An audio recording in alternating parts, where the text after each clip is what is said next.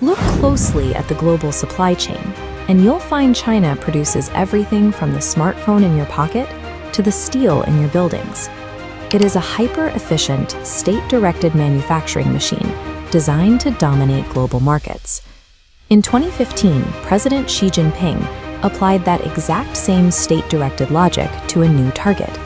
He released a blueprint to turn the nation into a global football superpower, with the ultimate goal of winning the FIFA World Cup by 2050. The government issued a massive top-down mandate. It called for 20,000 training centers, 70,000 new pitches, and 30 million children actively playing. Yet nearly a decade later, the Chinese men's national team sits at 94th in the FIFA global rankings. That places the world's second-largest economy directly behind Syria, a nation actively enduring a civil war. They recently suffered a 7-0 defeat to geopolitical rival Japan and are on the brink of failing to qualify for the expanded 2026 World Cup tournament. It raises a glaring paradox. A state apparatus capable of tying the United States for Olympic gold medals is actively failing to find 11 elite football players among 1.4 billion citizens. When the 2015 mandate dropped, it sent a clear signal to China's corporate elite. But instead of building a talent pipeline, state pressure immediately distorted the domestic football market. Real estate moguls and billionaires began buying domestic clubs, pouring immense capital into the league. These investments functioned largely as political tribute, a highly visible way for corporate owners to prove their loyalty to the president's vision. This sudden rush of cash created a massive financial bubble. Chinese Super League clubs bypassed youth academies entirely, choosing instead to import aging foreign stars from Europe and South America to instantly inflate the league's prestige. For example, the league paid foreign stars like Oscar tens of millions of dollars. Another imported star was paid $40 million for a single year, yet scored exactly 4 goals. The spending had decoupled entirely from the actual development of the sport.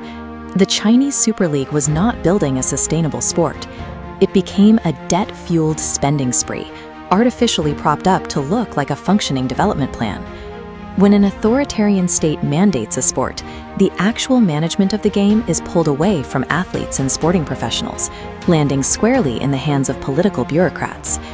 With billions of dollars sloshing through a poorly regulated top-down system, the league succumbed to widespread bribery.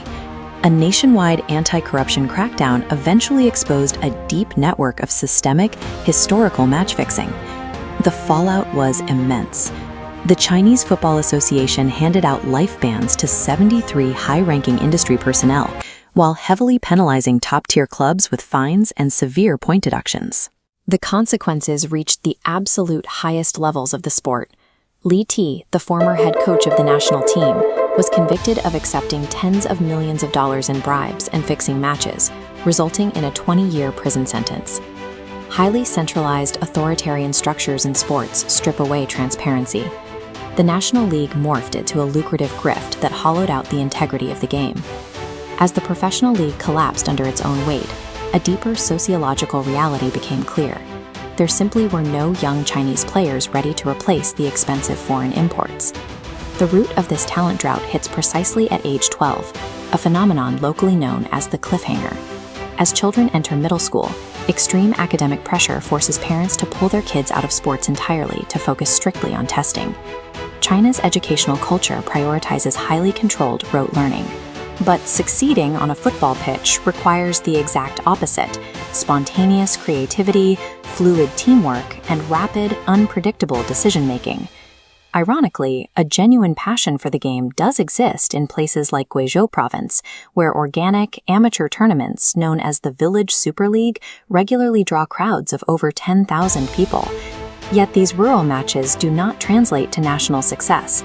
They exist as isolated cultural spectacles, completely disconnected from any institutional pathway that could turn a talented teenager into a professional athlete. Developing a reliable talent pool requires local clubs, volunteer coaches, and community organizations. China's rigid social structures actively suppress that kind of independent, grassroots civil society. Today, the financial bubble has burst. The government has imposed strict salary caps, and heavily indebted clubs, including former champions, have simply dissolved. This map shows the development strategies of rivals Japan and Australia. Both export their top talent into high-intensity European leagues to develop their skills. But for China, export arrows vanish.